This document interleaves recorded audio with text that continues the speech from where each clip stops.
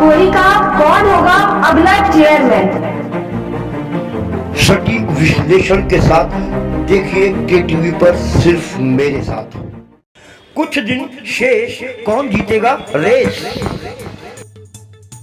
6 जनवरी 2022 को नगर पंचायत काकोरी अध्यक्ष का कार्यकाल हो रहा है समाप्त।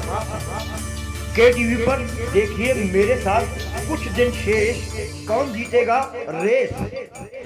आज हमारे साथ तशरीफ फरमा है अनवर वकार अलवी। हमारे पॉलिटिकल हेड विनय कौशिक ने अनवर वकार अलवी से चेयरमैनी चुनाव को लेकर की खास बातचीत।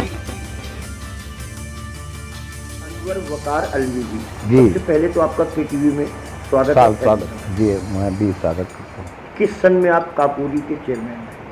मैं सन 1989 में काकोरी का जनता पार्टी के निशान पर, जो विपक्षी पार्टी थी उसके निशान पर चेयरमैन हुआ था। और मुझे गर्व है कि मैं उत्तर प्रदेश के उस वक़्त के 425 चेयरमैनों में 25 चेयरमैन विपक्ष के चुने गए थे, उसमें से एक था।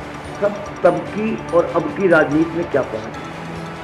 देखिए, उस वक्त की राजनीति में फ़र्क ये था कि समाज सेवा की भावना थी। अगर रात को 12 बजे भी कोई हमारे पास आ गया परेशान हाल, तो हम उसको थाने ले जाते थे। सुबह 6 बजे भी आ गया तो बारिश हो रही है या कुछ भी हो रहा है तो हम उसका कम, और अगर किसी ने पैसा दे दिया तो उसका पैसा वापस कराते थे थाने या पुलिस से या किसी उससे।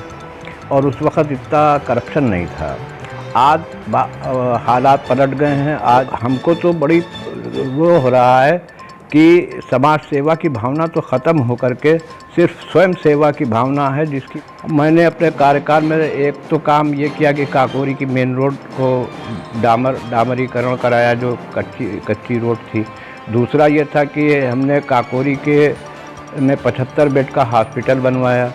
और तीसरा ये था कि काकोरी में जो टाउन एरिया ऑफिस था उसके पास एक ही कमरा था और वो नहीं था, तो हमने एक मीटिंग हॉल बड़ा बनवाया और उसको वो अभी भी मौजूद है।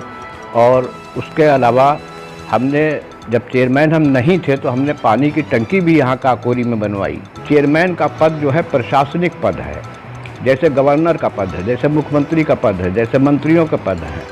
तो इसको आरक्षित नहीं करना चाहिए, क्योंकि ये तो संविधान के भी खिलाफ है कि आप जिस चेयरमैन को आरक्षित कर रहे हैं उसके साथ में मेंबरान भी आरक्षित हैं।